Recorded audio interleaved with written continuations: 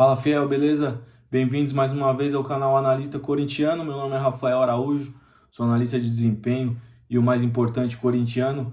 Hoje a gente vai fazer a análise de Juventude 2, Corinthians 1 pela Copa do Brasil, jogo de ida que foi no o Alfredo Jaconi. O Corinthians perdeu e mais uma vez com um futebol muito apático, um futebol que não representa o peso dessa camisa nesse primeiro jogo das quartas de finais da Copa do Brasil. O árbitro fraquíssimo, Mauro César Zanovelli. É inacreditável como ele tem um logo no peito de árbitro FIFA. É um jogo, o primeiro tempo, se juntar com o segundo tempo que o Corinthians jogou com 2 a mais contra o Juventude na Neoquímica Arena, juntando com o primeiro tempo, dá um filme de terror que concorreria ao Oscar. Porque o Corinthians não existiu. O Corinthians foi a campo num 4-3-3 no primeiro tempo, né? Com Hugo Souza, Félix Torres e Gustavo Henrique, Mateuzinho e Hugo, os volantes, o José Martinez e Ranielli, Igor Coronado, Romero de ponta esquerda, Yuri Alberto de centroavante e Pedro Henrique de ponta direita. E o Corinthians começou o jogo com as linhas muito baixas, né? O Romero, como fechando aqui, como já é um padrão do Corinthians, marcar num bloco médio baixo, principalmente fora de casa, né? Muito recuado e tentando buscar os contra-ataques que o Corinthians não conseguia, porque uma saída de bola muito frágil. O Ranielli jogou como um segundo volante e mais uma vez foi nulo. O José Martinez tá estreando ainda sem ritmo de jogo, errando algumas coisas bobas, né? E a gente vê um desentrosamento muito grande no time do Corinthians.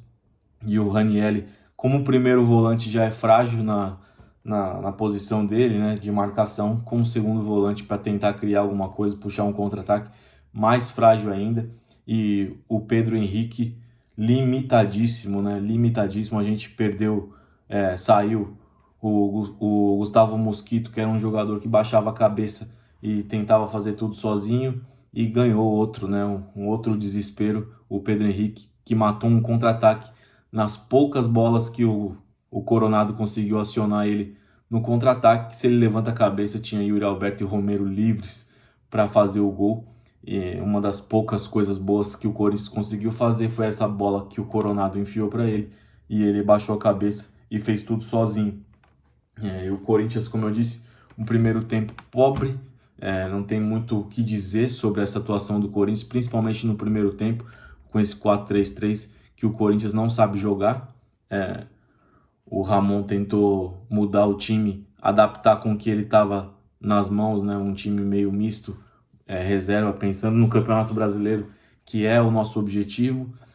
Eu não vou nem dizer que esse resultado é trágico, porque eu não tenho cabeça para Copas, né? Pensando na nossa vida no Campeonato Brasileiro, essas 14 finais que a gente vai ter daqui para o final do Campeonato Brasileiro, com um elenco fraquíssimo que foi montado pelo seu Augusto Melo e companhia, não tirando o erro das outras gestões, mas quem entrou brincou com o Corinthians, brincou com o torcedor, fez promessas que não foram cumpridas, se envolveu em escândalos, né, que está sendo julgado, abala o emocional de um time que já é frágil, um time que tem poucos jogadores que sabem, poucos, se não 2, 3, que sabem o que é o Corinthians, onde o Corinthians está enfiado nesse Campeonato Brasileiro. E cada vez que passa a minha preocupação aumenta, porque é desesperador. O Corinthians sem padrão, com esse 4-3-3 fica mais evidente a falta de entrosamento, né? Com jogadores que chegaram ontem já jogando, como o caso do volante José Martinez. Então o Corinthians ficava muito espaçado, sem saída de bola, jogava pelo contra-ataque, e quando tinha o contra-ataque estragava, como foi com o Pedro Henrique, com o Yuri Alberto perdendo bolas fáceis, uns jogadores muito ansiosos, querendo resolver, querendo mostrar vontade, fazendo faltas bestas, né, de cartão, e sem contar que o juiz tinha critério para um lado, para o nosso. Horrível. Teve um escanteio que era para o Corinthians no segundo tempo, que é absurdo. Sem contar que o segundo gol do Juventude foi analisado a origem da jogada errada. Tinha que olhar se no primeiro lance o Rodrigo Santos estava impedido, que o Félix Torres podia até dar condição, mas tinha que ser traçada a linha para ver se estava impedido. Mas eu não consigo culpar a arbitragem com um jogo do Corinthians medíocre. Como eu disse, no primeiro tempo não tem o que analisar, um jogo difícil de ver, parado toda hora. Esse juiz é do padrão dele fazer isso e carrega como prêmio ser árbitro FIFA. No segundo tempo o Corinthians mudou o esquema tático, mudou jogadores, saiu o Romero, entrou o André Ramalho para fazer a linha de 3, saiu o Hugo, entrou o Bidu para ter mais apoio na lateral, na ala, e saiu o Pedro Henrique e estreou o Héctor Hernández, né?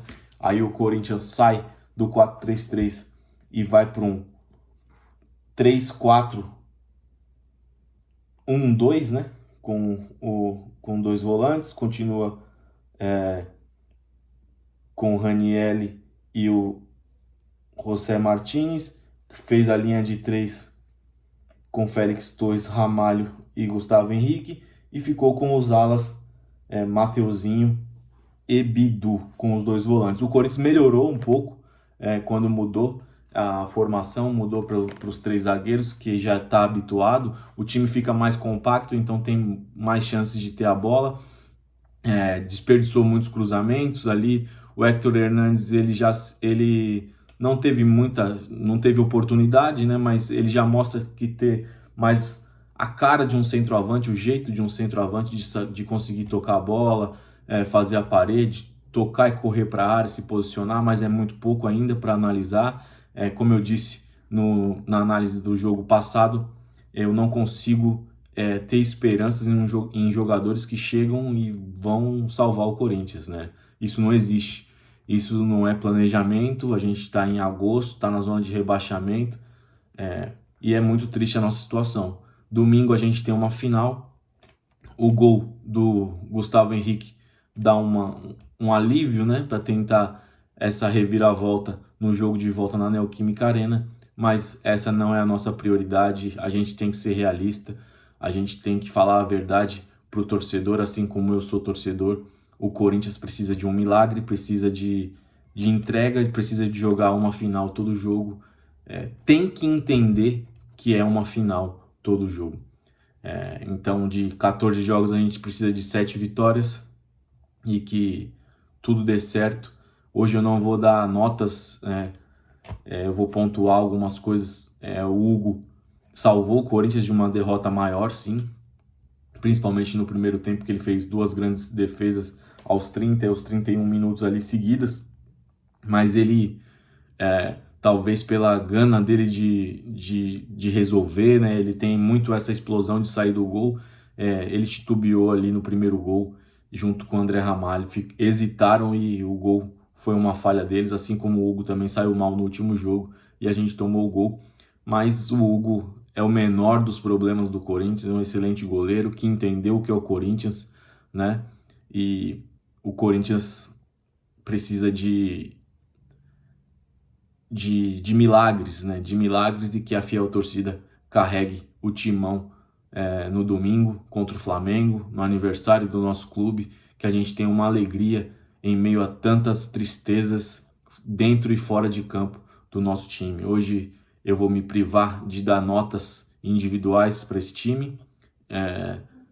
Eu vou fazer isso até o Corinthians ter uma atuação de respeito, digna, que mereça alguém ter nota e ter uma análise mais profunda do que é jogar no Corinthians, do que é receber uma nota jogando no Corinthians, o que não aconteceu hoje. É isso, fiel. Hoje eu tô bem abalado porque preocupa.